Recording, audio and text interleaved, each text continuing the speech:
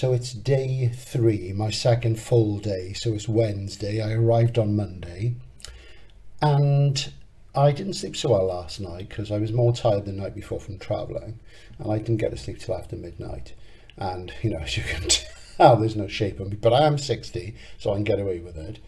And I was awake sort of quite early this morning, and I've been checking the weather forecast on my phone, and it's depressingly accurate. And it was dry earlier on, but it's just torrenting down now. I've just had breakfast.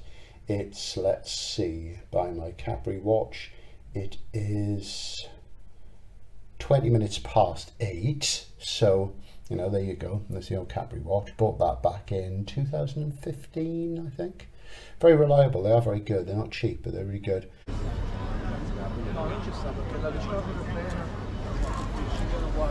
Well, things are looking up a bit. This is probably the best it's been. You can tell when it's properly dry because Monte Solaro doesn't look as dark because the limestone looks really white when it's really dry. So we are getting there, and there is some sunshine. I've actually caught some of the sun, which is incredible really, because there's been so little of it, but I do tan very easily. But yeah, this is not so bad so far. Fingers crossed. It's supposed to be raining now, but it's not. The rain is past, so we'll see.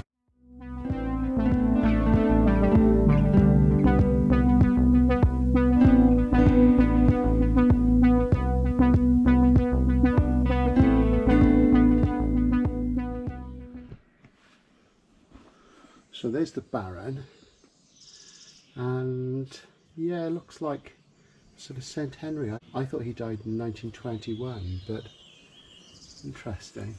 So they've got a program of events.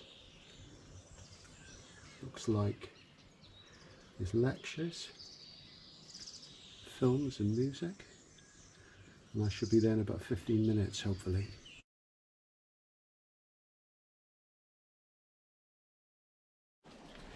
Hello little horse. This little horse gave me quite an uncanny experience. I think it was the last time I was here, and all this was overgrown and you couldn't actually see clearly into this little sort of, well, I can't call it a meadow or pasture, whatever you call it in Italian. And I could just see this little guy's mane through the sunlight and the leaves, and for a moment I thought it was one of the Morlocks from the Time Machine, and it gave me quite a start, and it made me realise that this is probably the only horse on Capri.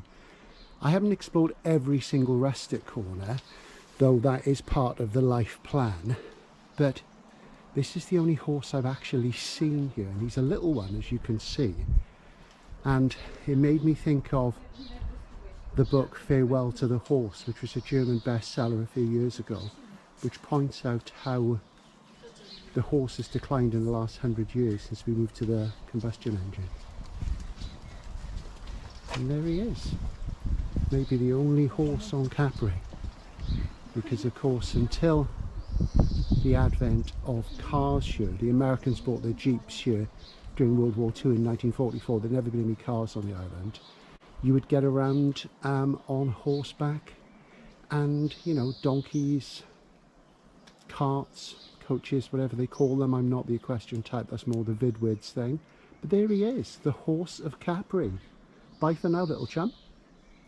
I am so relieved. I've walked up again from the centre of Capri, you know, and it's a, let's see, 35 minutes at a clip, and I can really hoof it when I want to, being a Welsh mountain man, of course. And as you see, the Cyclopean rocks behind me, and you can see it's still very wet, but the weather has improved, and there are a couple of young ladies just ahead of me. They got ahead of me when I was fussing the only horse on the island, the little horse. And they work here, I was hoping they work here, and they said they're open at 10, which is just 10 minutes. Oh, I'm so relieved. But anyway, I'll be able to show you Villa Lysis. Fantastic. This is what it's all about.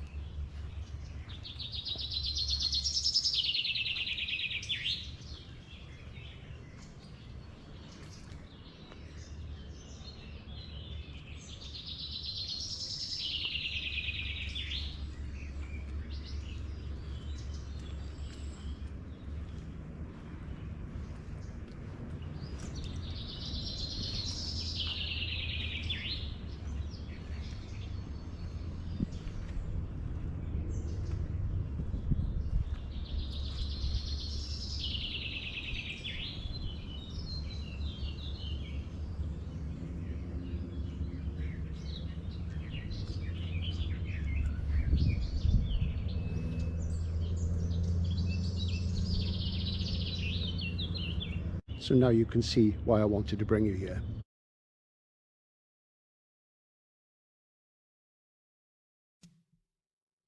Baron Jacques d'Adelsoide Fersen was born in 1880 and died in 1923, allegedly of a cocaine overdose taken in a glass of champagne, or at least that's the legend. Some people who were in the area at the time dispute this, but sometimes the legend is more interesting than the truth, but I guess we'll never ever know. He was of Swedish and French descent, the heir to a steel fortune, so he never really had to work much in his life, though he did do some military service in France when he was young. As I say, he was a baron, but he styled himself a count, so he appeared to be higher up in this register, as it were, of European aristocracy at that time. Fundamentally, he was a writer. He wrote many novels and poems, and at one point he edited a highly acclaimed literary journal called Academos, which featured the likes of Colette, Jean Cocteau, and many others. His work hasn't really survived, except in French, and there has never been a good English edition in something like Penguin or Oxford, largely because the quality of his work is heavily disputed, though for historical reasons it is interesting, though he was slightly behind his time. If anything, at best, Fersen's work can be seen as a late flowering of the decadent movement, so he was influenced by people like Wilde, Huysmans and Baudelaire, but his work came rather too late to really be part of that and to be groundbreaking in any way. Despite the fact that Fersen's work was derided by the likes of Jean Cocteau, similarly to Fersen, a homosexual and opium addict, who enjoyed Fersen's largesse by being published in his journal Academos, there were some defenders of his style, notably Marcel Proust and Alfred Jarry, both important figures in pre-modern literature. Fersen first visited Capri in 1897, which is when the almost mythical encounter with Oscar Wilde appeared. In the novel The Exile of Capri by Roger Peffret, which is a kind of biographical novel, there is a scene in which Fersen, dining at the Hotel Kisisana with an older friend, sees Oscar Wilde and Lord Alfred Douglas refuse service because some English guests have objected to their scandalous presence because of what was happening in England with the stories of Wilde's homosexuality and his clash with the Marquess of Queensberry.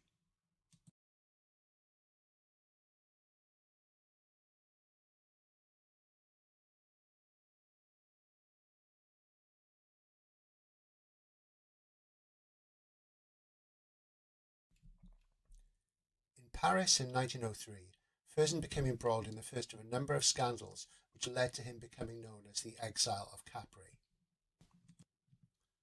Fersen and friends had been involved in creating artistic tableaux in a house near Parc Monceau in Paris, which involved many young men. Some of them were still schoolboys, and they were arranged artfully or nude or semi-nude against a classical backdrop. Word of this got out, and the inevitable happened. Fersen spent 6 months in jail before the case came to trial. He pled guilty, was found so, but because he'd already served 6 months, was able to leave prison straight away. In 1904, the following year, Fersen relocated to Capri and started work on building Villa Lysis.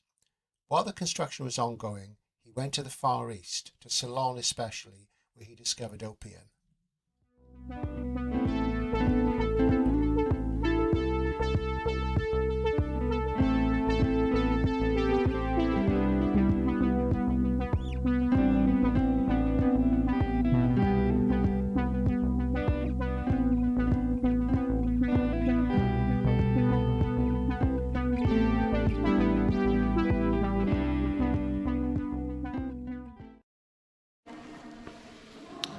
So as you can see, it really is the aesthete's paradise. That's the cover of Lord Lillian, one of Fersen's novels, one of his more scandalous ones.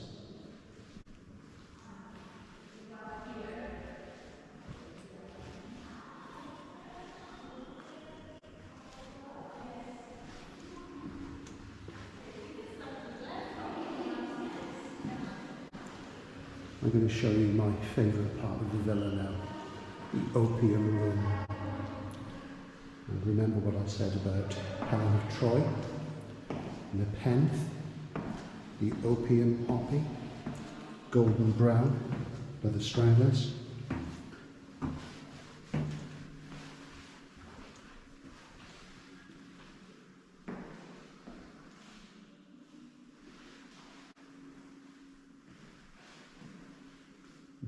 Hindu swastika.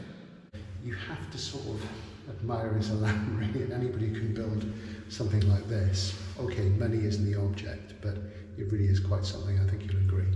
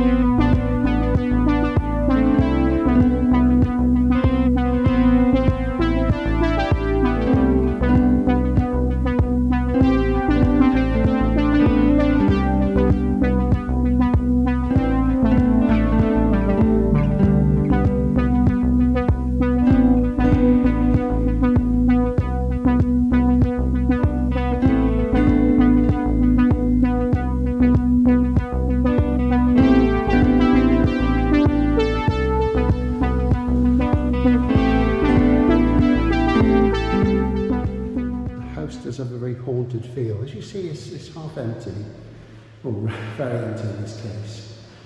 But it's more about the atmosphere than, you know, a strict historical recreation. And they only charge €1.50 to get in, which is ridiculously cheap. You know, it's absurd. So this is my third time here. Both other times the vidwid was with me and the weather was sublime. And, you know, we couldn't believe how few people came here. It's just starting to get into the guidebooks. If you go back when we first visited here, 2015 was the first time we came to this site. We didn't get here in 2010. It wasn't in any of the guidebooks. And, you know, Fersen doesn't have anything in print in English. You can sometimes get Per Frit's novel, The Exile of Capri. But, you know, he's an obscure figure. Some would say probably because he wasn't that great a writer, but, you know, that's yet to be tested. You know, things are of their time, and, you know, his novels were all about ephebes and Greek love. And of course, Lysis is a character from one of the Socratic dialogues. And he built it here simply because it was to be away from society of Capri. This is the bathroom, and look at that. Sunken bathroom, decadent. It's probably still undergoing restoration, but you know, you imagine a bath like that between 1900 and 1920. I mean, that's quite sort of luxury for those times. And of course, it's a Roman tradition to have a sumptuous bath, of course. You know, the sun isn't coming through anymore.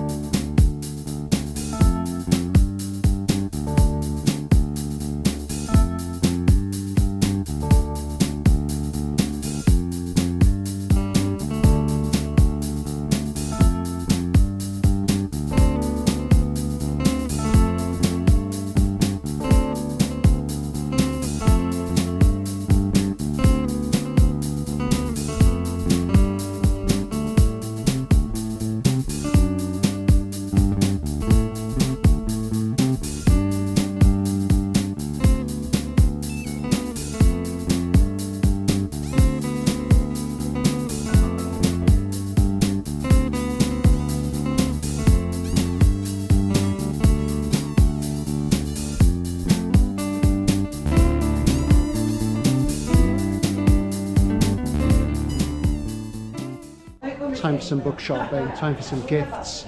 Let's get in there. I did some book shopping at Conchilia. I'll show you all this properly in a minute. The weather still isn't brilliant. It's coming up to 5 to 12.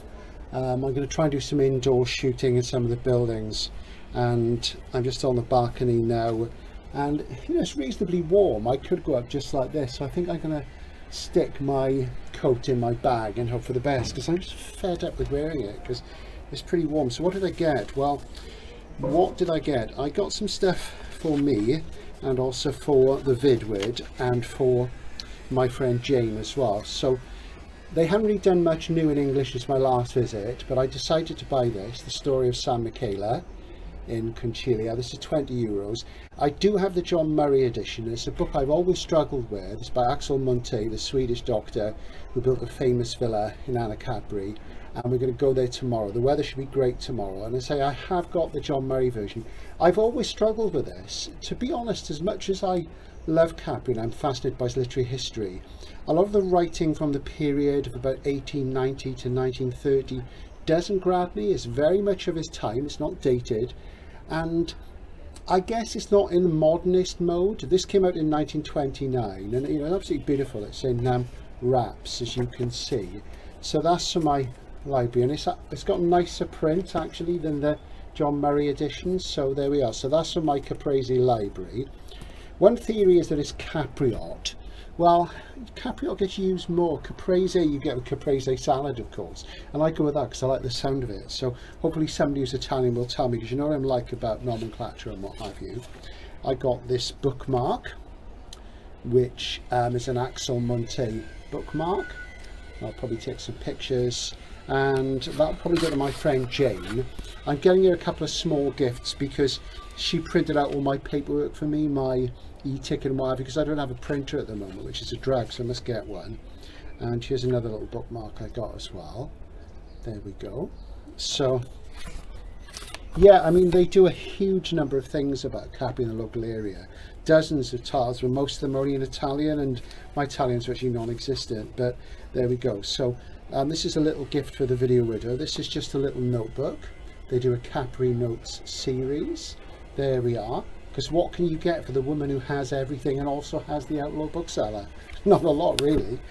And also for my friend Jane, I got Capri Notes notebook as well. Actually, this has got rather surreal cover. It's got chairs and plant pots dancing in the moonlight next to the clock tower, so that's kind of bizarre, but she loved that because Jane's an artist. I got this bag, which was only €8, and it's got a quotation by Edgar Allan Poe, and I'm not sure what it's from, but I'll run that through Google and translate it when I get home.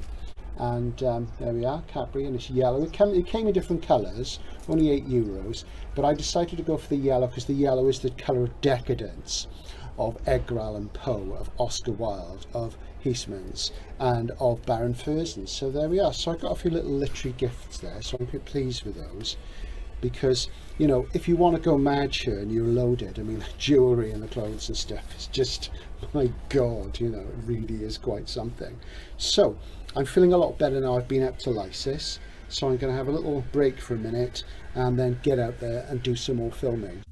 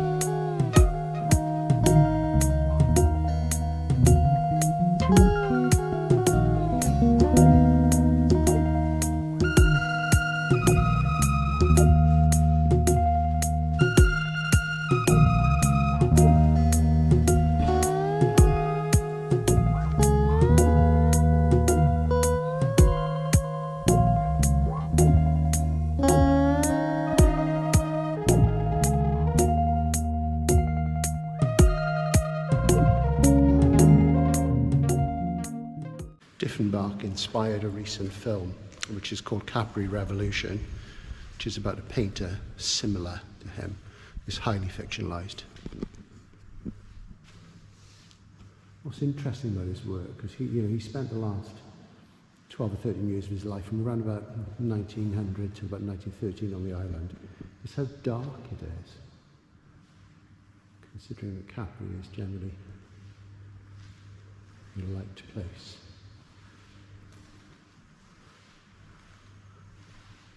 He was a real mystic, as you can tell.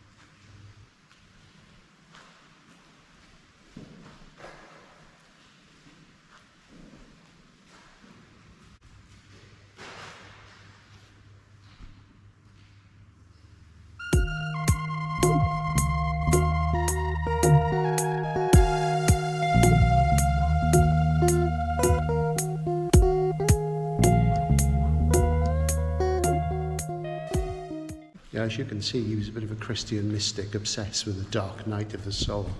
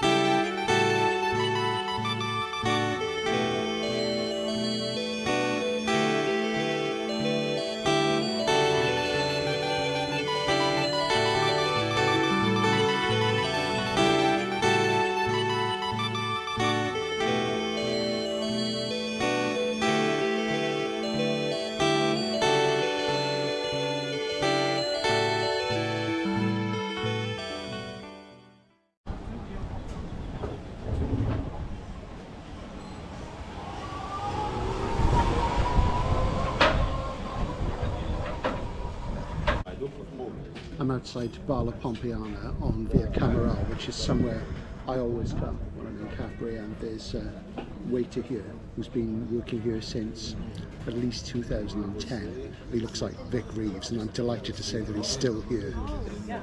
Excellent.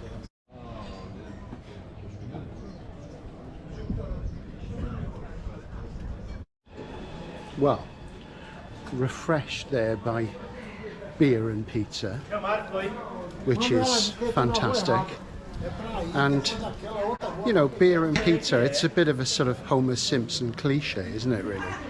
I never watch The Simpsons. I don't really like cartoons. Animation isn't one of my things, but it reminds me of the time when I was on BBC Radio 4, Open Book, and I was being interviewed about my book, 100 Must-Read Books for Men. And it was the usual presenter, who I'm not going to name here, and her friend, somebody who was big on GMTV, or the ITV, the Independent Television News, in the morning. And she said, oh, you know, this book may as well come with beer and pizza. And I thought, well, and I said, yeah, I'm quite happy about that, really, you know. Not everything popular is bad, that's the fact about it. Okay, it's not as refined, but if it was that bad, why do so many people swear by it? And of course, this is the Neapolitan area, it's the home of pizza. So when in Rome,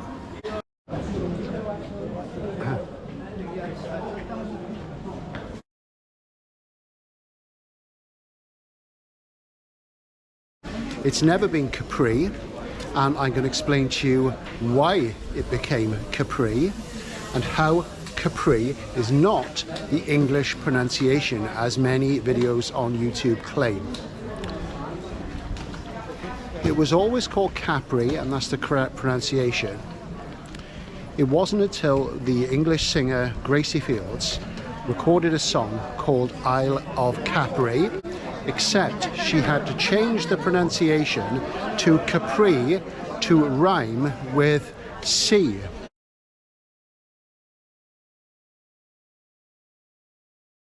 The Isle of Capri and sea. So it's not an English pronunciation. Before that, English visitors to the island, whoever they were, everybody called it Capri, the correct name. So it only became Capri in the popular imagination due to the Gracie Fields song, and that's why it's not an English pronunciation.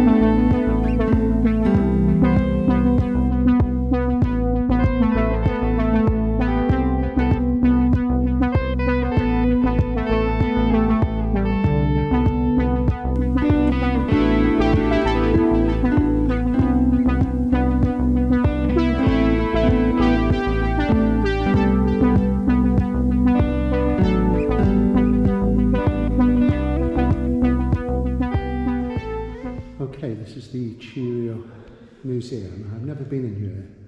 Ignazio Cirio was the mayor of Capri back in the late 19th century, and his nephew, I believe Edwin, was a significant figure here as well.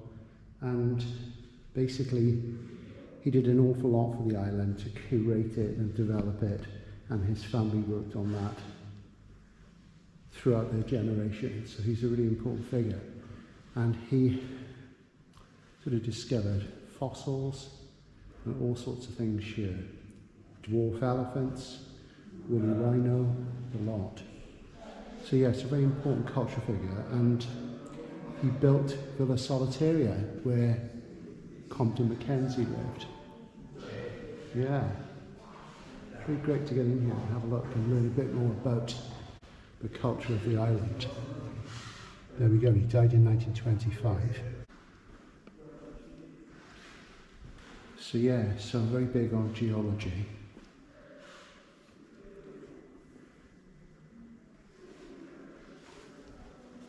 Capri is taking shape 2 million years ago.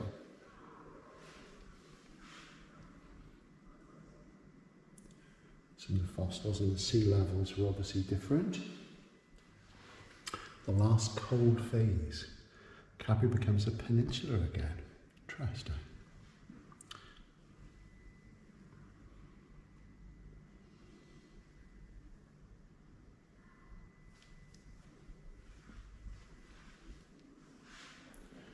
This museum really is aimed at Italian speakers, but I know enough about paleontology to be able to tell you that these are antique elephant, an elephant of antiquity.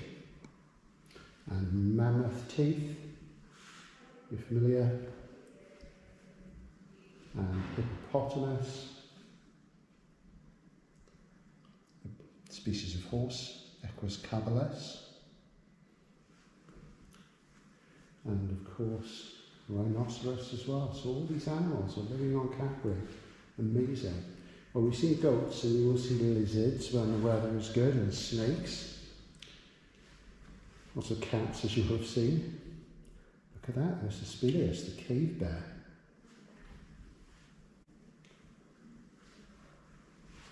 The Pleistocene, the Ice Age. Leopards, Panthera pardus, that's the contemporary leopard. Hyena. Dog teeth. Wow. Cervus, that's a deer. And Setosa. Little rodents. Fantastic. So yeah, Chile was very big on flora and fauna. There's something you don't see much now in Diefenbach Museum, is stuffed birds. Axel Monte did a lot of work here as well, because you know the local people used to capture small birds in nets, and he tried to stop that and conserve them. So when we go to San Michele, that's an important site of bird conservation. Look at that, it's a bee eater and a quail there in the background. It's quite nice to go to an old school museum like this.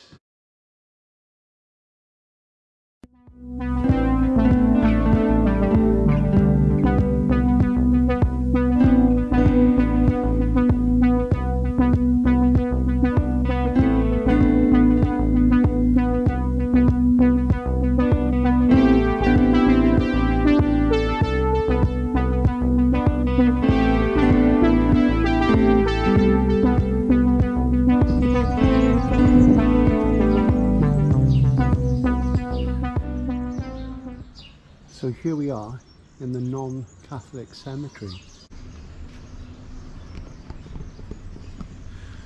The Catholic cemetery is in Anna Capri, and I've been there, but not this one. So obviously it's still in use. You need to have a look around and see who is buried here in terms of the great and the good. I think I've found Baron Fersen's memorial. Yeah, this looks like it.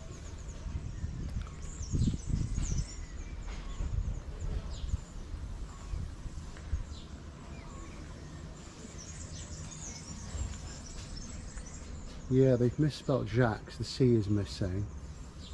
And it should be D' Adelsward Fersen, as I understand it. And I think those dates are wrong. I don't think it was 1923, I think it was 1921. The sources I've looked at have said that, you know, that this is incorrect, and I believe it is incorrect. And it's within sight of Villa Lysis, which is in the distance there. Not the peak in front of us, but the peak behind it where we were this morning. Wow. What a way to go.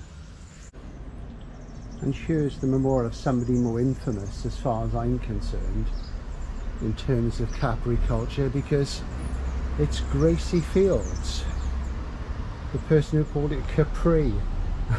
It's almost as bad as sci-fi and SF.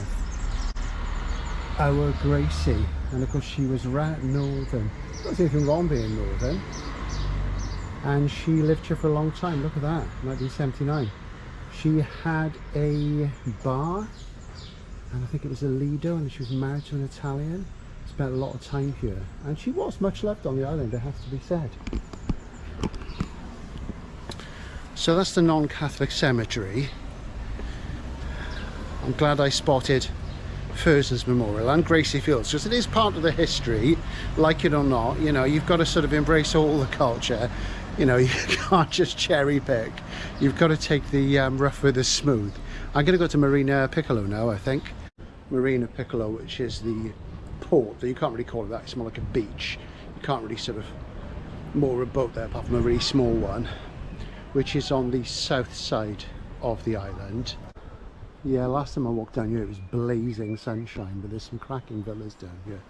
There really are. One of them was a place Gorky stayed at after he stayed in the Red House of Villa Baring.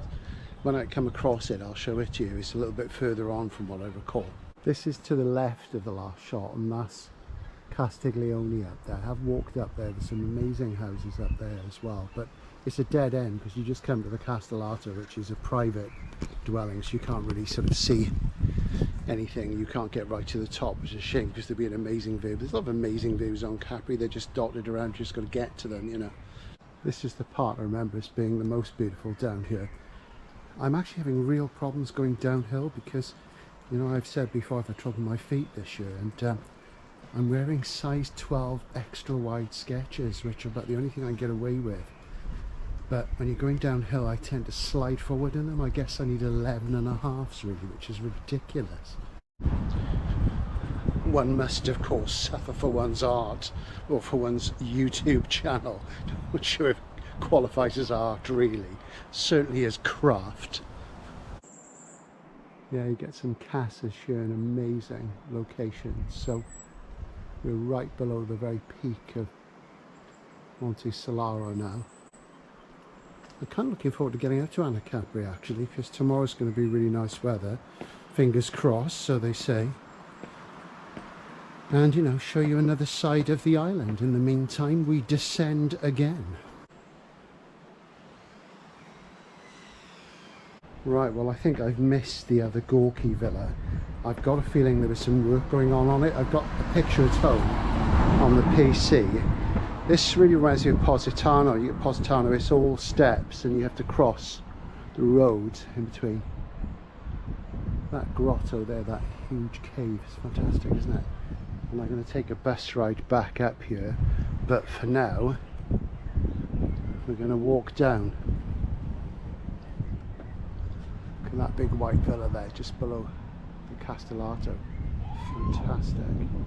Somebody's excited. There's the Fariglioni. Yeah. So we descend again past some romantic bins.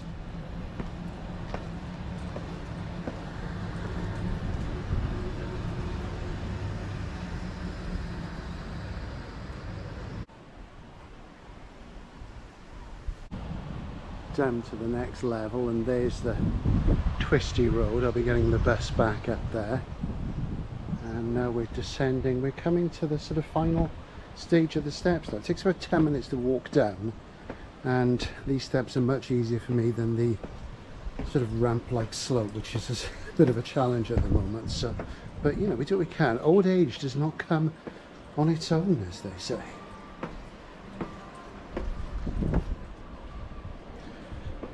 Marina Piccolo, the small marina, is pretty much where people who come to Capri think they're going to have a beach holiday. So you get people sort of coming down here, and there is a beach here, it's very small, and there's a beach club, and there's a hotel a bit further along.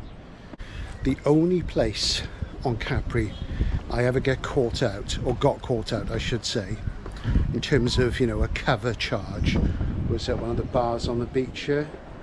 And me and Pat, we paid about, we had two sort of lemonades and tiny ice creams, and so I think it was in 2015.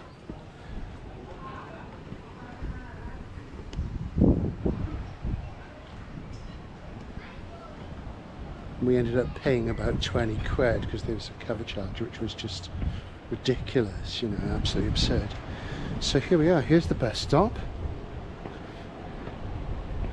and the church. We'll just have a look at the sea. Of course, we're not just going to walk this all this way down just to get the bus back.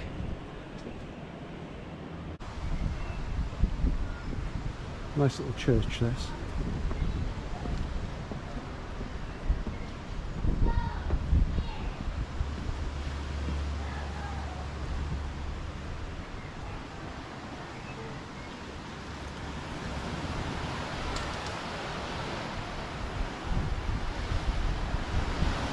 beach huts. And as you see, not exactly thronged with tourists.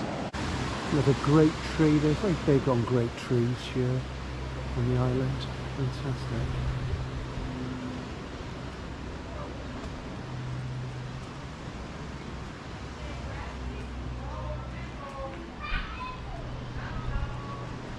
What are these batrachian amphibious beasts before me?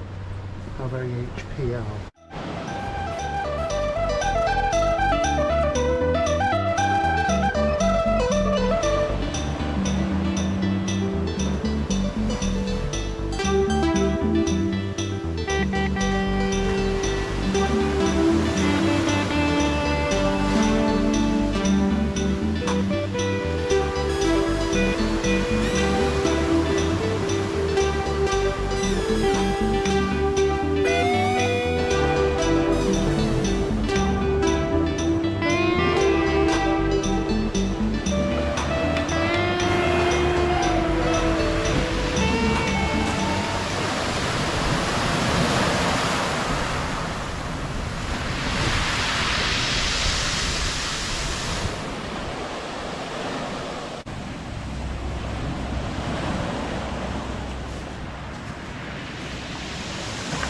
What was it Iggy Pop said?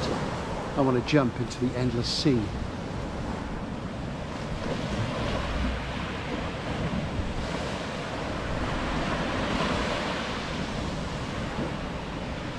He gazed meaningfully into the middle distance.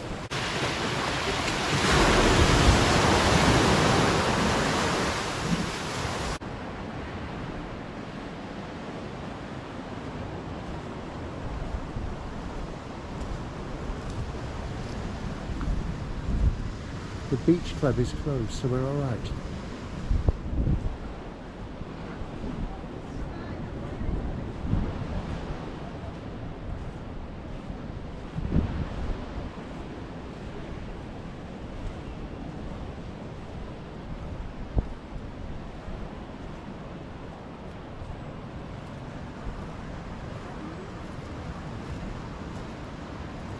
So you can see here how turquoise the water is.